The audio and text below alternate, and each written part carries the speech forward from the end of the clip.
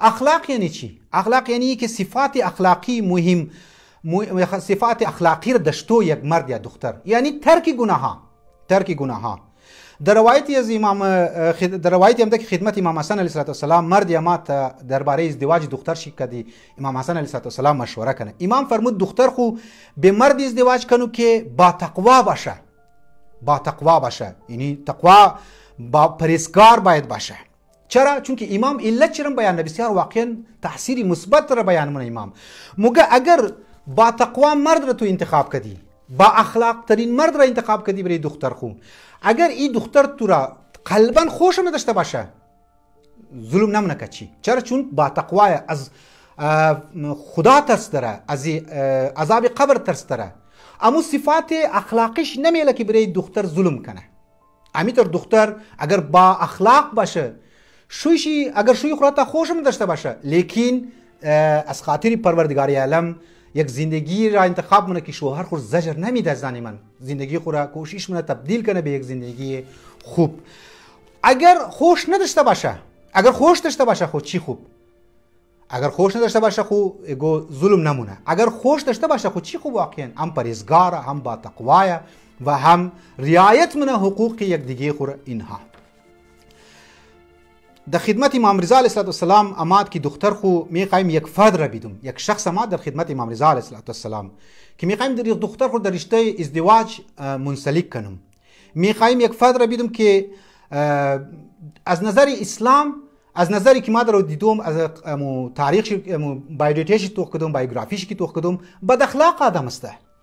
امام علیه السلام فرمود لا تزوجه ان کان سی الخلق. دختر خود به کسی ندی که بد اخلاق است، دو میزنه. این افرادها را مگه دختر خود ندی، یا دختری کسی نگر که بد زبان است، بد اخلاق است. امام درو مگه که کاملا واقعا درو امو اصول درو مو شمار نشو میده که بد اخلاق افرادها را، بد اخلاق دخترها را، بد اخلاق مردها را باید دختر خود ندی. البته اینجا یک نکته میخوایم بگم که بعضی اوقات فیملیز بسیار تحقیق مونه، جستجو مونه، یک میگرنه که یک بچه با اخلاق است، بسیار با خوش اخلاق است، لیکن امی که عرسی مونه بعد از عرسی بسیار از خویای خو نشو میده، بد اخلاقیای خو نشو میده، در ریزه چیزا قارشی مای او خود نشو میده. اینجا در خدمت شما بگم که شما تحقیق خور کردین بعد از عرسی یک بلوک کرایتری دیگه، یک بلوک اصول های دیگه اگر اونها را رعایت کنه، زن رعایت کنه، شوهر خود میتونه امی بد اخلاقیش را دور کنه، یا شوهر میتونه امی بد اخلاقی دختر را یا زن خود را دور کنه. لذا در مرحله اول باید اخلاق مد نظر داشته باشه. یک معیار اصلی دیگه ای که بسیار زیاد مهم است و افرادها این را مد نظر نداره، اون میگه تناسب خانوادگی را باید مد نظر داشته باشی. یک خانواده مذهبیه، یک خانواده مذهبی نیه. یک خانواده منیشی چرسیه، منیشی ایروین کش است، منیشی معتادای، شرابخورهای، منیشی بدینهای. یک افراد خانه یا یک فیملیز بسیار افرادهای مذهبی است منیزو. باید خانواده ها مد نظر داشته باشه دیگه خورا تناسب راینی. نه فقط اخلاقهای مرد را که دخترمو باید کمپریزن کنی، نه باید دو فیملیز را باید تناسبشی باید متوخ کنی. بسیاری وقت میشه که دختر و بچه خوب است، اخلاقهایش هم خوبه، لیکن فیملیز خراب است. و ما اینجا در خدمت شما بگم که دمنی روایت است عزیزانی من، برادرانی من، اگر از یک فیملی بدکار، از یک فیملی که گناهکار است، از یک فیملی که منیزو همیشه شرابخوری بوده، منی فیملی بوده که دین توهین چی موشه، مذهب توهین چی موشه، منیزو ما فیملیزی که لاوبالی ها هستن، محرم و نامحرم دغمشی کس نیه. اگر رفتی رشته ازدواج اونجی تو کدی، یقین کن که ممکنه اول نسل تو نه، دویم نسل تو نه، سیم نسل اینها اثرات خانوادگی خو منی از اولادها منی نطفه بیندازه. حتی در منی مرحله اول منی اولادهای انسان مایه. و روایت هم است که رسول خدا فرمود پرهیز کنین از خضرای دمن، پرهیز کنین از خضرای دمن. سوال شد که یا رسول خدا خضرای دمن چیه؟ گفت زن خوبصورت و زیبا که در خانواده بد پرورش شده. زن بسیار خوبصورت رسول گرامی اسلام میگه، لیکن در یک خانواده بسیار بد پرورش پیدا کرده. و در روایت دیگه آمده که با خانواده و فامیلی خوب و شایسته وصلت کنین، چرا که ژنتیک و امو وراثت چی به طور مخفی منتقل میشه به اولادهای شما. مو چیزا رو بعض اوقات مد نظر نداری. بعض اوقات میگن که اولاد مو پیدا شد و او لاوبالیه یا بسیار زیاد کارهای بد انجام میده. از سایکولوژیستا پرسان مونی، از علما پرسان میشه، از دیگه که اولاد مو چیه، گو دعا بدینی، گو آیه قرآن چیه که اولاد مو ایتره. خب مو این چیزا رو مد نظر نداشتی. موگه که دیگر روایت هم ده از خانواده دختر بگیرین یا بچه بگیرین که خوب باشه، چرا که فرزندان و اولادها مثل مامای خو، مثل در فارسی میگه مثل دایی خو و خاله هایشی مشنن، یعنی عادات خاله خور میگره، عادات مامای خور میگره، عادات امزو افراد خانه خور کسته میگره. لذا میگه مواظب باشین که خانه های خوب را انتخاب کنین. خب این معیارها بسیار زیاد در خدمت شما گفتم که بسیار زیاد ضروریه. معیارهای اول، معیارهای اصلی که قبل از ازدواج باید شما مورد بررسی قرار بدیم، یعنی معیارها را، کرایتریا را. و الا زنی من برادرانی من، اگر مو کرایتریا و پرینسپلز قبل از ازدواج را جوانها مد نظر نداشته باشه، فقط سیرت توغ، فقط صورت توغ کنه، فقط خوبصورتی را توغ کنه، فقط دولت توغ کنه، فقط اقتصاد توغ کنه، یعنی پیسیش توغ کنه، یقین کن که بسیار در کم مدت طلاق کسته موشه ای خانواده.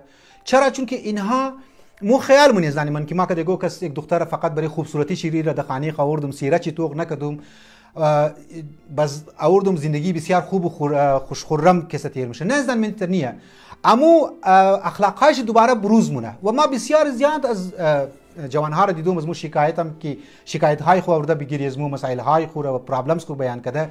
یک شمی بوده که این فامیلیز فقط سیرت توخ کده، فامیلیز فقط پیسه را توخ کده، فامیلیز فقط خانواده را توخ کده، امو پیسهش را البته ظاهرش توخ کده، ظواهرش توخ کده.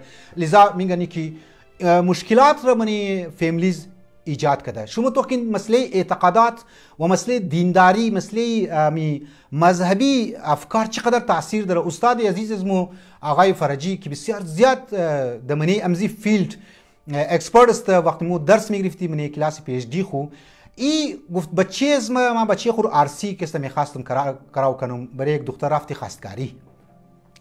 وقتی برای دختر رفتی خواستگاری حالا خودشم اکسپرتی فامیلیز اکسپرت است، فامیلیز دیورس وغیره است، از یک گنتی خو مشوره خو سجیشن خو بسیار زیاد پیسه زیاد کلان میگره.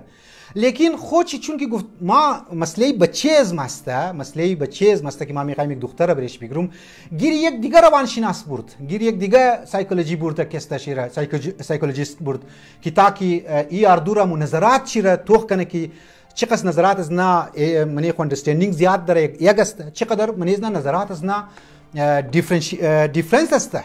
لذا این دختر را استادی از مو آورد، دختر را امی که آنه والی بیریشی میشد با بچه خود گرد یک اکسپرت دیگه برد، اکسپرت خانوادگی. وقتی که برد باز منجی خوشی بروشیش بچه را اول برد، بچه خود گفت تو برگیر از مشاور امو سایکولوژیست مشوره کنو. این رفت سایکولوژیست یک چیز گفت از بچه پرسان کرد، مو تو کوئی چیزا را مو اهمیت نمیدی باز اوقات. اینها بسیار ضروریه که توخ کنی افکار اعتقادات بچه چیه، اعتقادات دختر چیه، فقط خوبصورتی رو توخ منی، فقط خانواده رو توخ منی. این دختر وقتی که مات گیری اکسپرت آمد، اکسپرت چیکار کرد؟ از ببخشی بچه را ول رای کرد امی دوستادی از آقای فرجی. وقتی که رای کرد این اکسپرت آمد امی سایکولوژیست پرسان کرد ازی که خب اگر یه وقت روزه تو قضاش نه چیکار بونی؟ اگر گو وقت نماز تو قضاش نه چیکار بونی؟ دو سوال کرد شی، ساده سیمپل سوال کرد، کوئسچن کرد.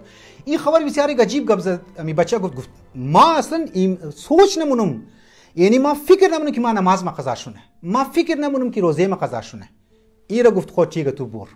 این را برو رای کرد، گنتی زد، چپراسی مات گفت بور دختر کوی کو. دختر را کوی کرد، دختر مات دمنی گیرزی اکسپرت شیش، گیرزی سایکولوژیست شیش تک و اشی پرسان کرد، گفت امی سیم کوئسچن کرد که اگر نماز تو قضا شد چیکار مونی؟ ایگو وقت روزه تو قضا شد چیکار نی؟ دختر بالکل بغیر کدام فکری گپ نسد، گفت خب قضا شد دیگه و روزه ما قضا شد دیگه. ایرم گفت تو برو رفت استاد از ما دمنه داخل گیرم زی خودی که فیلد چی بود پروفشنال بود در مسائل خانوادگی مسائل فیملی ای گفت چیکار شد گفت ای دختر و بچه تو که دختر زندگی برش فیت نیه یعنی میره دیگه خو گفت چطور گفت ما یک دو کوشن کردم سیم اردویشی را گفت از زمین تا آسمان اردویشی زمین افکار شی اعتقادات شی ایدئولوژی شی فکر شی فرق مکت لذا ای اردو دخص خود کس نمخور ادن زندگی از اینا کس زندگی صحیح آینده ندارن اینا اگر زندگی کده اینا زندگی بسیار زود از هم زود پاشیده میشه از هم زود اینا جدا میشه خب میگنی که در مرحله اول مسئله اعتقادی بسیار زیاد امو اثرات خوره نشو میده زنی من مو شما ای چیزا را توجه نمونی مو شما ای کرایتریا را و ای پرینسپلز را مو شما مد نظر نداره زنی من لذا ما امیدوارم که فامیلیز و اونایی که ارسیمونه بچه و دختر حتی نفسیات دانا میگه که قبل از ازدواج برن گیره و گو اکسپرت برن افکار خوره که دختر گیره زو بیان کنین که تو چی افکارها داری دختر چی افکارها داره و ای اردو آیا شما مابین افکارهای شما اندرستندینگ دارین یا ندارین اگر ندارین باید شما زندگی نکنین